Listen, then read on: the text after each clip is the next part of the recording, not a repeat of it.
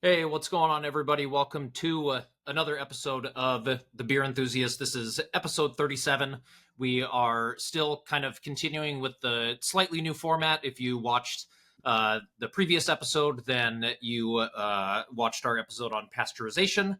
And this week we are going to be talking about non alcoholic beer, low alcohol beer, NA beer as it's commonly known. But yeah, did you bring anything NA to drink? I brought some Untitled Art, I did. I also did Citra Untitled Art. I did Citra that. Haze. I've got the Italian pills though. Oh, that's a good one from that.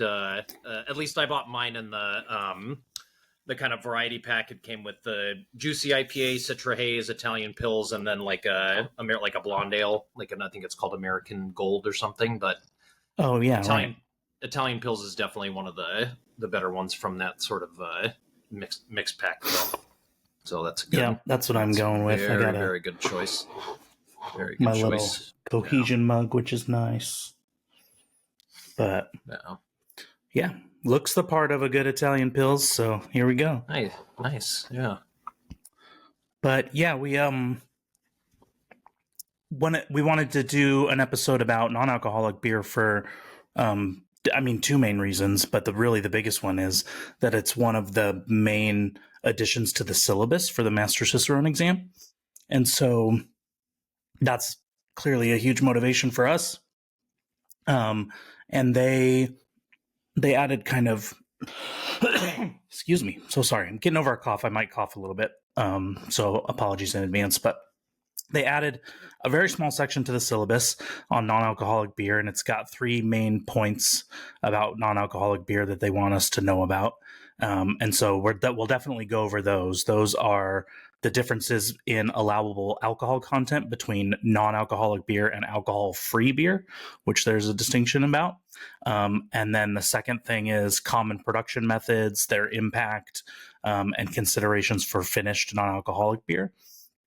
And the last is we have to have knowledge of a range of producers and styles and commercial examples. So we'll chat a little bit briefly about those. That's kind of fun to talk about what's available in the market and stuff. But there's a couple things outside of the purview of the Master Cicerone syllabus that are good reasons to talk about it too.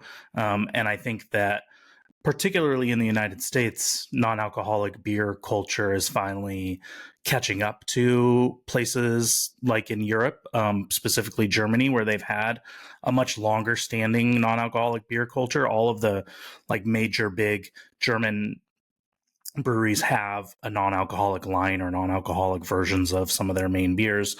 And it just seems much more embedded in the culture there. I mean, both low alcohol and non-alcoholic beer. And I think it's worth mentioning just some of the purposes of non-alcoholic beer, right? So, I think one of the biggest advantages is it's a sober option for people that choose not to drink for whatever reason or can't drink because they have problems metabolizing alcohol or whatever it may be. So you don't sacrifice any of the sociability of drinking beer with your friends. You just have a nice sober option. So that's really sweet. I think a really underrated motivation for non-alcoholic beer, though, is to just help improve your alcohol moderation. So, if you're going out and you've had a couple of beers already, maybe you don't really need that third beer. You could finish the night with a non-alcoholic beer and, still kind of have your wits about you. Or it's a good way to pace yourself. You could go one for one regular beer, one non-alcoholic beer, and you still kind of are craving a little bit of that beery flavor, but you maybe shouldn't have more alcohol for a variety of reasons. And so I think that I like that. I'm still exploring a lot of the non-alcoholic beer territory. There are certainly ones I really like and try to keep on hand, but it's a good measure for me to just be like, oh, I'm actually just like craving bubbles and a beer adjacent thing right now. So why don't I just have a non-alcoholic beer instead of a regular beer? So it's a good change of pace. And I think those are kind of two main motivations.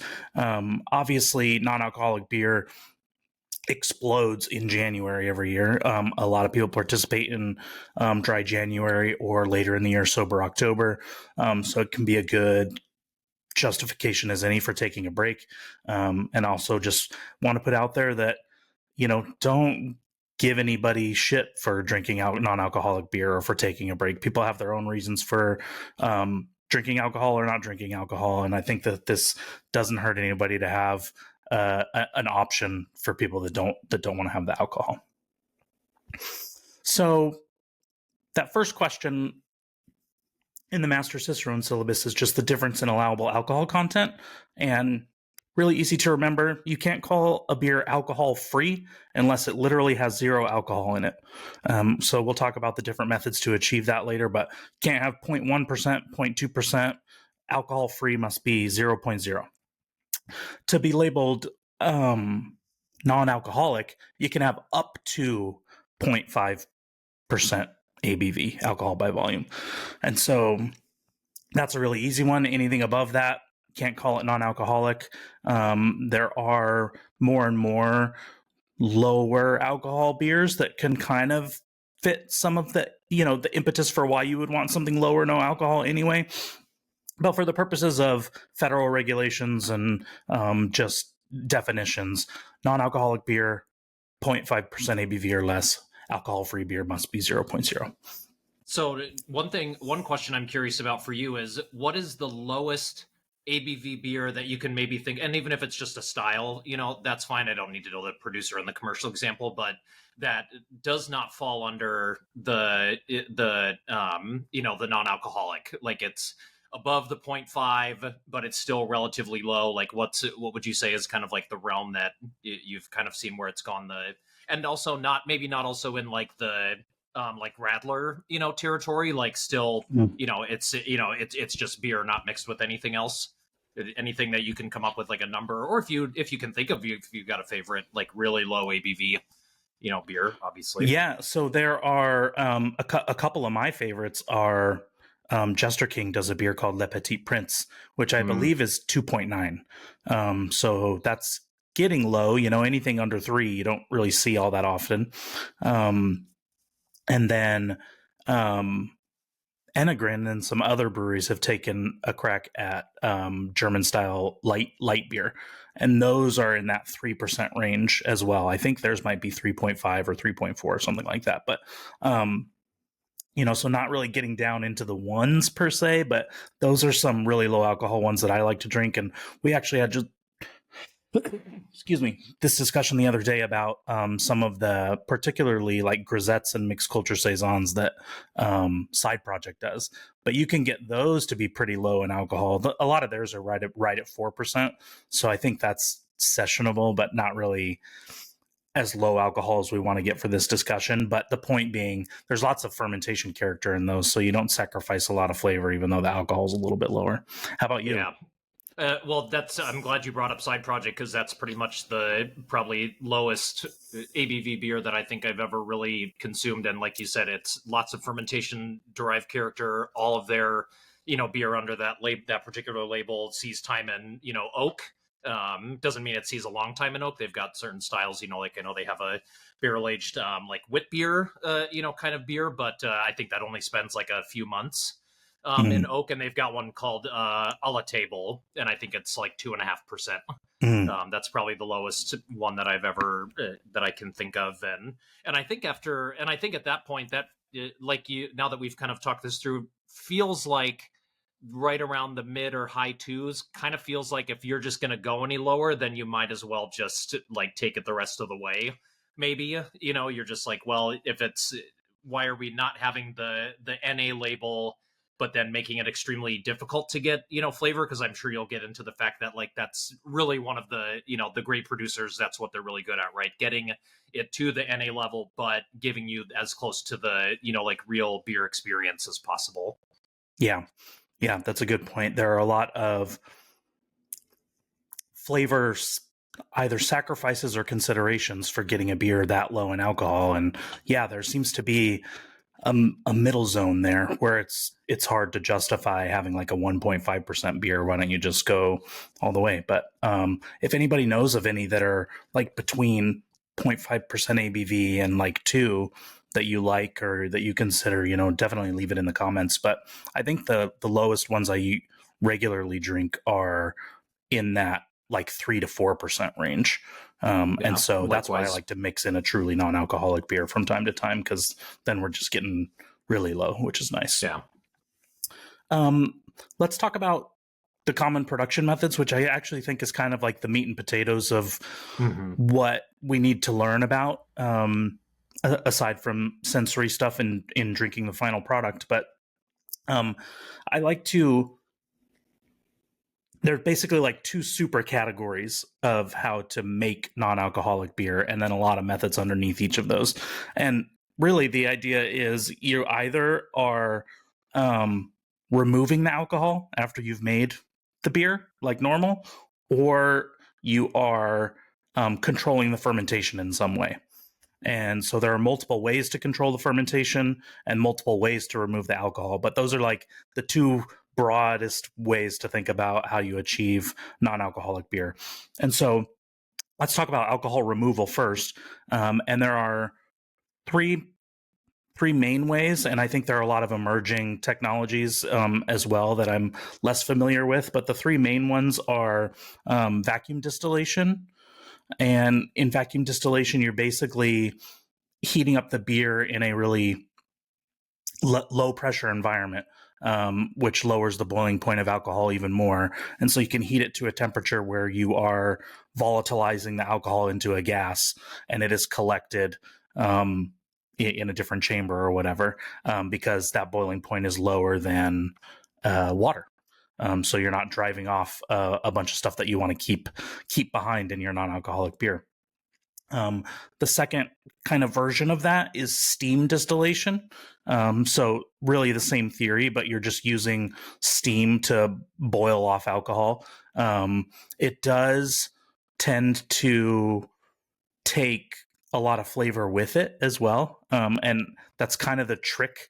I mean, we'll get into more of the sensory of NA beer later when we're talking about commercial examples and stuff. But anytime you're removing something that is a flavor driver, in its own respect, you're taking other compounds with it, whether you want to or not. And so it's the question of if you can find that middle zone where you've removed enough alcohol and you have not sacrificed that much flavor, and you just kind of readjust your expectations for what that kind of beer is supposed to taste like. Or there are some other methods for like adding stuff back into the beer later, or, different ingredient considerations that you can think of as well.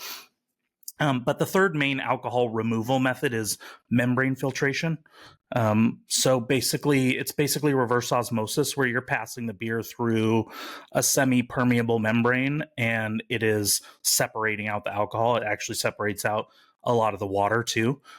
So you're left with like a much denser like beer extract almost, that you then have to redilute with usually distilled water on the back end. So that affects flavor as well, right? Because the membranes aren't perfect. They're basically separating everything of a certain size particle out, and that with that goes other flavor compounds as well. So that's the big trade-off. But the distillation methods, you might not have to, depending on the gravity of your beer, you might not have to blend back in water or whatever. But the membrane filtration method, you're very likely to have to blend back in water. And so those are the three main methods of alcohol removal. There are a bunch of gadgets and startup companies that are tinkering with other methods that are either kind of versions of this or like tabletop versions, basically like service methods of removing alcohol like at the tap, essentially. And so it's like a fast way of doing that. You could just order the NA version of your favorite beer if the place had that system, which is kind of a cool random idea. I'm sure in the early stages that sounds expensive to have that on site, but yeah, so a lot of other potential methods and things in research, but those are the three main like alcohol removal strategies. They'll kind of fall under one of those three methods. The other method, controlled fermentation, includes a lot of different things. It can include something as simple as using regular brewing yeast, but just stopping fermentation early. in that first like 12 to 36 hours, not a lot of alcohol is produced, or you can structure your wort in a way that not a lot of alcohol would be produced. But you still want some kind of fermentation character that drives a lot of other different flavor compounds. And so you can, stop fermentation early. You can ferment super duper cold, and also stop early. A lot of times you'll see that referred to as arrested fermentation or short fermentation. And other types of controlled fermentation are more, they'll use modified yeasts that they take away its ability to ferment maltose and maltotriose. So they're sort of, broadly called maltose negative yeast, which will ferment simple sugars it'll ferment simple sugars like glucose, for example, but not more complex like maltose and maltotriose. And so those will be left behind, and you can structure your wort composition in such a way that there's not that many simple sugars that the yeast is going to produce a lot of alcohol. And so there's also kind of the combinatory method, which is you'll use one of these modified yeasts, but you still will stop fermentation early if your wort composition, if it would be the case that you left it going, you would get higher than 0.5% ABV. But also I think one consideration for that is diluting a little bit afterwards. If you shot up a little bit higher than 0.5% ABV, you could dilute the final product to get down to 0.5% ABV. And theoretically, a method that doesn't really fall under either of these big categories, but is not really common, is just dilution, period. You could make a beer extract and just dilute it with water until you get to 0.5% ABV or less. But that carries its own flavor problems, which is, you're basically just watering down a lot of the flavors. So that's not a preferred method for most places. Most places now are using one of the two, either vacuum distillation or a modified yeast that doesn't ferment maltose. So those are, we should mention, I'll put this under controlled fermentation, but it's more of a beer adjacent thing, but no fermentation is an option. And there's a range of products that like hop waters and other things that are sort of beery, but they probably don't really count as beer because no actual fermentation happened, but they can scratch that itch for a non-alcohol beer at some point. 1 second, the program has trouble with my camera. Oh, there we go. You're back. Back? Okay, great. So yeah, not technically hop water, not technically non-alcoholic beer, but there's a variety of like no fermentation drinks that can scratch that itch sometimes, but we just won't call them beer. It's kind of a different animal altogether. So those are the main methods that I wanted to talk about. I'm sure more will emerge, especially as it becomes more and more popular. It seems like we're sort of in the heyday of non-alcoholic beer in the United States anyway. The last couple of years have seen it grow quite a bit. And I guess we'll talk about producers at the end and some of our favorite NA beers. But the next big thing, at least as it concerns the Master Cicerone syllabus, and I think just for knowing about non-alcoholic beer more broadly, is considerations for the finished beer. And so some of the things you have to take into account to make it. And really the umbrella problem that we have when we're making non-alcoholic beer is alcohol is a really good preservative, and it's also a really good bulwark against contamination and certain kind of microbes and stuff. And we're taking that out of the equation. And so we need to find safe ways to make and serve this kind of beer.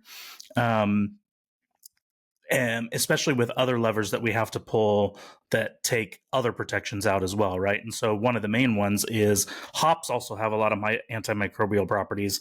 And yes, non-alcoholic beer is hopped, but it's widely suggested that you decrease your BU targets, your bitterness units, because without the the flavor driver, the solubility kind of substrate of alcohol, a lot of bitterness can come off super astringent because you basically the base is water at that point, not also alcohol. And so you're kind of more making like a hop tea, and sometimes those can get a little bit more, just bitter, tannic, astringent, less of the kind of really fun, like piney and fruity flavors that we like, and more just some of the harsh bitterness. So it's often recommended in making non-alcoholic beers to reduce your IBU target by quite a bit, even in IPAs and stuff like that. And that's non-alcoholic IPAs are a really tough balance for me. We'll talk about that a little bit more in terms of styles, but my point is you're using less hops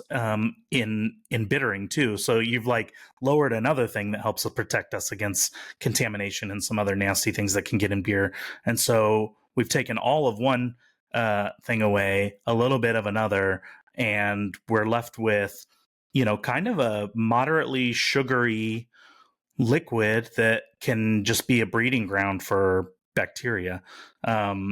And there are a lot of other considerations for just packaging and stuff like that as well. So the main reason that we did this episode on the heels of the pasteurization video is because pasteurization is required for non-alcoholic beer, because you don't have that alcohol protection against stuff that can end up in your beer, but also just the residual sugar without that protection in package. Re-fermentation can happen, not just with residual yeast that's left in the beer, but contaminating bacteria as well.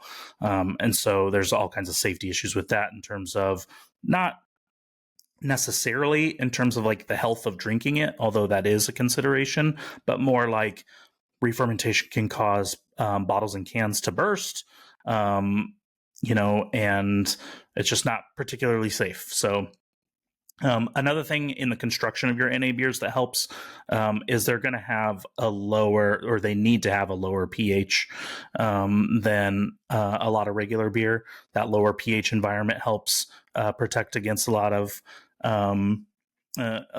nasty critters as well. And so we're not in the range of like necessarily super sour beer, although I think NA sour beer is a cool like avenue for places to take, especially because that tartness is a cool flavor driver as well. It kind of gives a perception of some extra body and extra flavor as well. But we're talking, you certainly need to be below 4.6, but most NA beers going to finish just below 4.2. And so there's other, the residual sugar, the residual carbohydrate, and some other things in the beer are going to balance it out in a way that it doesn't drink like a sour beer, right? This Italian Pils I'm having, there's like perceptible tartness or whatever, but the hop bitterness plus the residual sugar, kind of balances out to where I don't have the feeling, even though the pH is lower, that I'm drinking a sour beer. One important thing is that draft line, putting non-alcoholic beer on draft is ill-advised. It's explicitly ill-advised by the draft quality manual. But essentially the remaining sugars in the beer are a breeding ground for contamination in beer line. And it's really, really tough to keep those beer lines clean enough. If you do serve non-alcoholic beer on draft, it's advised to increase your rate of cleaning. But really it's advised to just not even mess with it, to just serve it out of package, out of can or bottle. And so you don't see a lot of it on draft. And one other thing, kind of in conjunction with you don't use as many bittering hops, is it's a good opportunity to use some advanced hop products. So whether they're extracts, you might use tetra isoalpha acids in order to help with foam stability. But then also this is a little bit of a hot take, but I think that some of the flowable extracts that people are using in modern, like West Coast IPA, for example, have a body element to them. It's not like a slickness like diacetyl, but there is like a concentrated hop body to those beers a lot of the time. And I think that using those in non-alcoholic beer can help like beef up the body just a little bit. But then it also helps you get a lot of the kind of the distilled essence of the hop aroma and the hop flavor without a lot of polyphenolic character from, whole cone or pellet hops. And that can exaggerate that like tannic, like tea like quality that you don't have the alcohol to defend or round out against. So good opportunity to use some hop aroma compounds, terpene extracts, all kinds of stuff to kind of beef up the aroma and the flavor of the hops without increasing that bitterness and astringency. There's a couple of odd like packaging concerns. And I guess they're not that odd, but when you're packaging beer in cans, like full strength beer in cans, you can get it really, really cold because the freezing point is lower. And that helps prevent like breakout of carbon dioxide and makes it a little bit easier to package, basically, the colder that you can get it. You can't get non-alcoholic beer that cold because it'll freeze. So you have to package it a little bit warmer. We're still just barely above 32 degrees Fahrenheit probably, but you can package some full strength beers at like 30 degrees Fahrenheit and really prevent a ton of breakout problems. And by breakout, I'm referring to just losing that gas out of solution. And you end up with a lot of low fills. So that's a really difficult balance in packaging non-alcoholic beers. It's got to be a little bit warmer, but the beers are also, they tend to be more highly carbonated, which is another kind of defense mechanism against oxygenation and all kinds of other contaminants. And so highly carbonated beer packaged a little bit warmer, that's a fun needle to thread because I'm sure you get a lot of breakout just being a half a degree or two higher on the temperature of your non-alcoholic beer when you're packaging. So I already referenced one other consideration kind of way at the beginning, which is the wort composition is something that you can take into account depending on the method that you use. Really, you don't need as much sugar in the sense that you don't want to convert it all to alcohol anyway. And so you're really designing your malt bills around, I would think, foam enhancement things. So you see a lot of wheat and other alternate grains in non-alcoholic beer to just help with body and foam retention. But then also you don't have to use necessarily as much because you don't need as much extract. So you might use higher impact flavor grains at a lower level, right? So instead of using like a really, really lightly kilned Pilsner malt that maybe doesn't have a lot of flavor impact, you might use a like significantly toastier American two-row or something, or mix in some Marisot or some more heavily toasted style base malts so that you can get a little bit more flavor impact because you're not really worried about getting like amazing extract, right? Because you're not fermenting it all out anyway. And so, yeah, grist considerations are a thing now. So in recipe, you're considering your grist, you're considering lowering your IBU targets, and everything kind of post yeast pitch happens at pretty cold levels for non-alcoholic beer too, which you need to do that in order to minimize risks for contamination in warm environments. If it's too warm and you don't have the alcohol to protect and you're dry hopping, you're adding foreign substances into an already fermenting beer, and those can have microbes on the leaves of the hop cones, all kinds of different stuff. And so fermenting a little bit cooler both helps to produce less alcohol, but also guards against contamination a little bit too, because a lot of things go dormant the colder the temperatures are. The sacrifice that you make is you are also limiting a lot of like very explosive flavor compounds too. So you're going to get less ester character. You're going to get obviously less to no alcohol, which is its own flavor driver.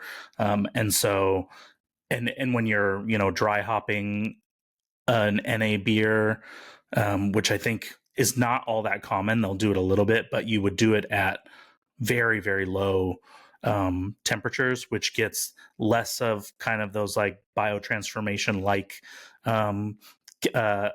catalysts to go. And so it's more like making a hop tea cold brew, and that comes with all the considerations of drawing out too much polyphenol instead of, really good hop aroma. And so those are the main like production considerations. Can you think of anything else or something you have questions about for thinking about making them? No, I think your point to that having to do things cold is something I hear a lot about when I hear people who study this kind of thing or do a lot of brewing, is that it's not just that you're doing fermentation as normal and you're just stopping it early. It's that once it really gets going, I think we don't maybe realize how much we really have to intervene to get it to stop. And what we would need to do at, if we, let's say we just allowed it to get to high Kreuzen, what you might have to do to get it to stop might actually just be somewhat of a shock to the yeast. The amount of temperature, you'd have to start applying to the fermentation vessel to get it to come back down and to stop fermentation. That's why it's just kind of like a slow climb and then a slow descend into the end of fermentation. And then, I also liked your call out on grist choices.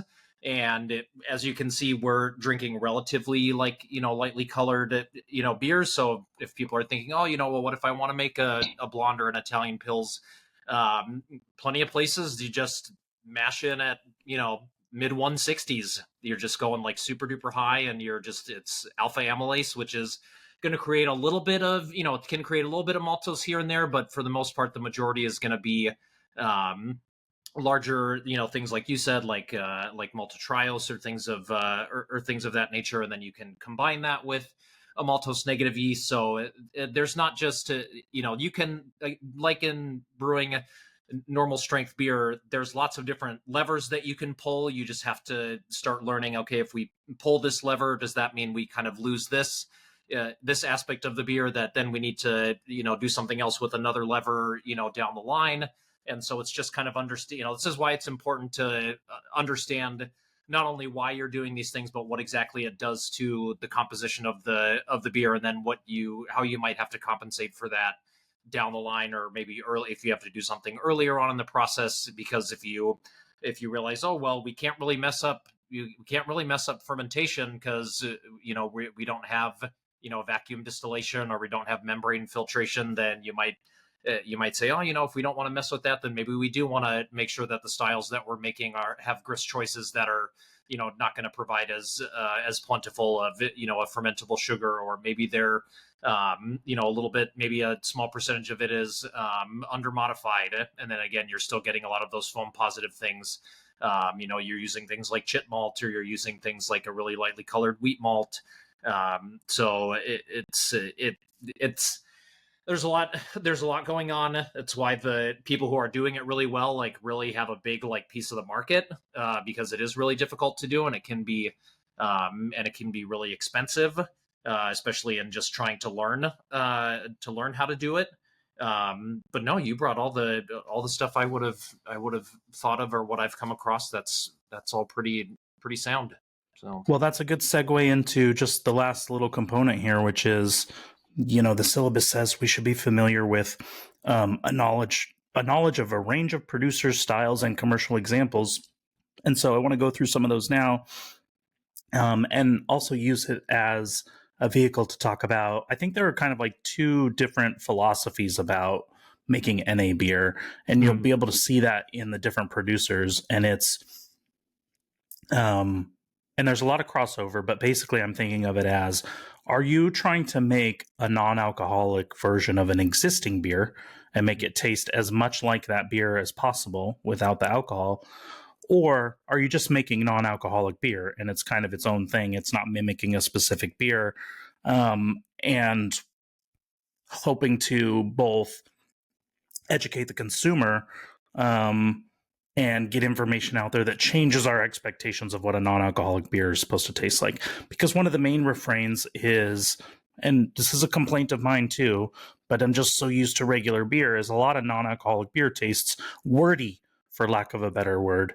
And so it tastes like the aroma of boiling wort on brew day, like unfermented malt sugars, basically. And so there's nothing like inherently wrong with that flavor. It's just so, brewers go to such great lengths to get that wordy character out of finished regular strength beer that it can be a little bit jarring in a non-alcoholic beer because it feels so out of place. So I think there's a lot of real value to changing your mindset about it a little bit. Certainly find the non-alcoholic beers that don't have the character that you dislike, but I think a good example, like the biggest market share of non-alcoholic beer in the United States by far is Athletic Brewing, and they are entirely a non-alcoholic beer producing company. So they don't make, they don't have a regular strength beer line. And so I think that they are driving a lot of that conversation about what non-alcoholic beer is supposed to taste like. They're not mimicking a specific beer. They do mimic, they have basically every style that you could think of. Not any style you could think of, but they have a lot of styles. They make a lot of different styles of non-alcoholic beer. And there are other brewing companies in the United States that are just non-alcoholic brewing companies as well. So Best Day Brewing, Well-Being, Bravus is one that's kind of close to us. And so those kind of companies are kind of in their own camp, I think, of driving a lot of this conversation. The other strategy is big brew. I guess it doesn't have to be big brewery, but brewery that just makes a non-alcoholic line. They're a normal brewing company, but they make either a non-alcoholic version of a beer they already have.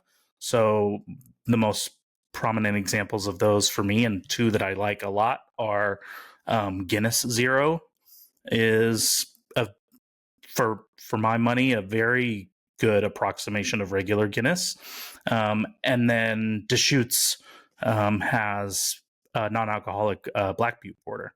And I think that one's kind of nice too.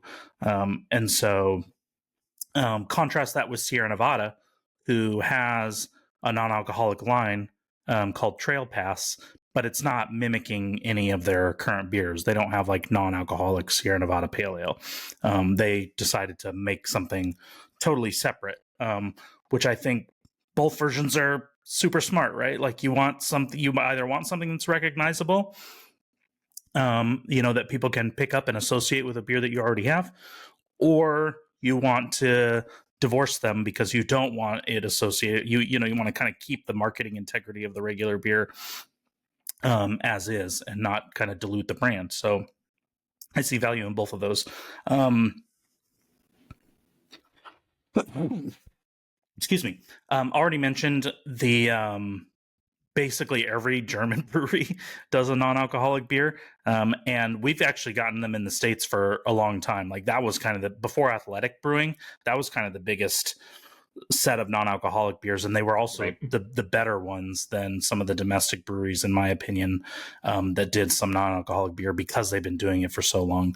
So Bitburger has a 0.0, even I think Erdinger has a non-alcoholic wheat beer, but pretty much Weinstefener, same thing. When I was in Munich and we were at Augustiner, we realized that there were a lot more people drinking like bottled beer than we thought there would be at the time of day that we were there, and we didn't know what the beer was. And finally, we just asked our one of the staff. We just said, "What is everybody drinking?" Like, it looked like there was at least one at every single table, and it was their non-alcoholic beer.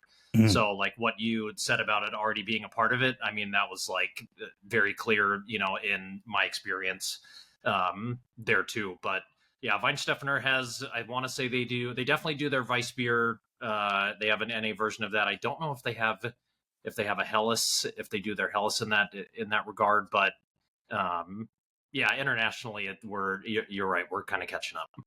Yeah, and there are, we mentioned we were both drinking Untitled Art earlier. I think that they're kind of a cool one because they do a lot of different styles as well, and some creative ones too, like some non-alcoholic, like smoothie beers, for lack of a better designation, and stuff like that. And I think that that's a good place to kind of set up non-alcoholic shop, is beers that have other flavoring agents added to them already, right? So not with the purpose of like hiding off flavors, but if you're already adding fruit puree to a beer, that can help get you kind of closer to the approximation of that beer, because it's such a big component of what's going into it. I think similarly with, I guess these aren't flavor added, but like non-alcoholic versions of German wheat beer, if you can get some isoamyl acetate and 4-vinyl glycol character in there,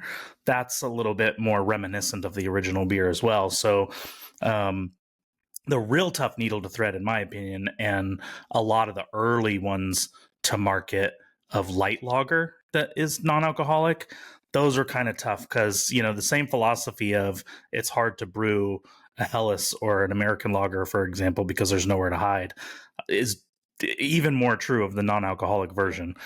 So those ones end up tasting, a little wordy from time to time, or just harder to hide that like non-beer flavor character. So a lot of things like wheat beers, wit beers, fruit added beers, even I think Sam Adams has had a lot of success with their I think it's called Just the Haze.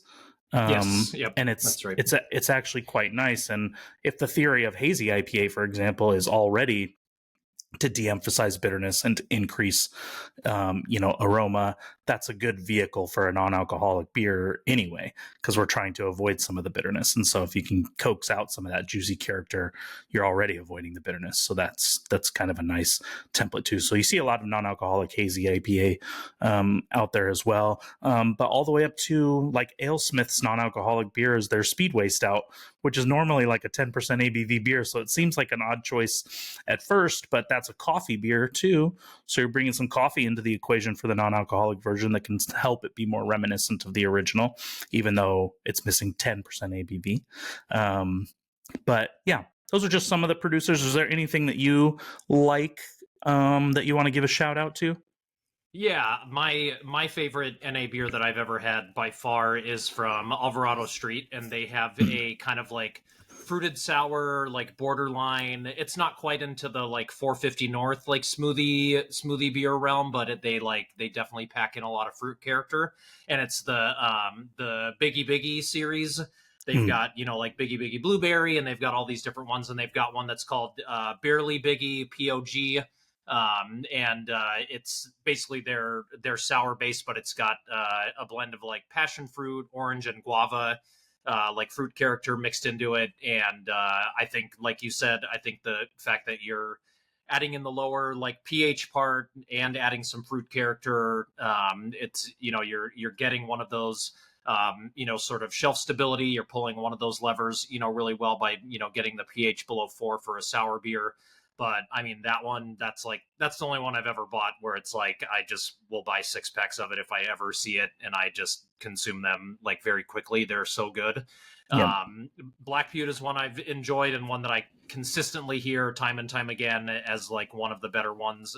I mean, stouts just seem to be very, I think, just that kind of sweeter impression, and you get to use darker kind of like roasted malt character to help to drop some of the pH and to add some stability. And then you also get, some head retention from those sorts of things too. So there's a couple of things that some sort of secondary benefits that you get. So that one's really good. I agree on Guinness Zero. Been very impressed with a lot of the untitled art stuff.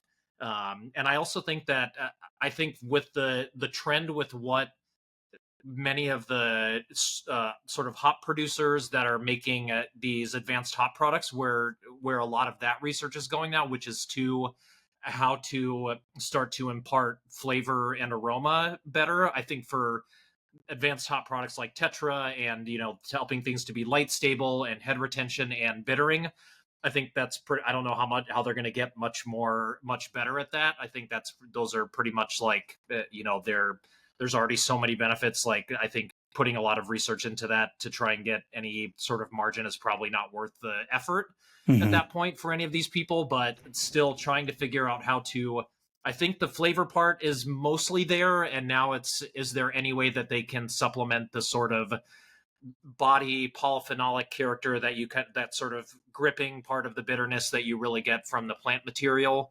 I think that's really the big thing that a lot of people are trying to figure out, if that's really replaceable at all. And I think once those get super duper good, then with people just getting better at making NA beers as time goes on, once those kind of come to a point where they're both kind of at the height of their powers, hazy IPA could sort of have its own kind of, it's already part of it, but it could just have like its own kind of like peak in the NA market once those things both are just really good and can provide a really super good product that, like you said, is a little bit sweeter, but it's still just, then you can still get that sort of punch of hop character. Yeah, I think it's interesting. It's like the craft foray into this market started backwards for considering the things you talked about, right? Because you're trying to chase the IPA wave, but then the IPA balance on non-alcoholic IPA is so difficult to achieve. That seems like kind of the last checklist, like you're talking about. Like, we've got some really good dark beers, some really good like sour and fruit non-alcoholic beers, and then the light beers have gotten a lot better. But people trying to ride the IPA wave with non-alcoholic IPA, some of those early ones were like, man, just like chewing on hop cones, not particularly pleasant. So yeah, the more that they are able to ride that line between that astringent polyphenolic bitterness, diminishing that and getting just aroma and flavor, the better. So yeah. Well, I think that's it. That's our exploration of non-alcoholic beer.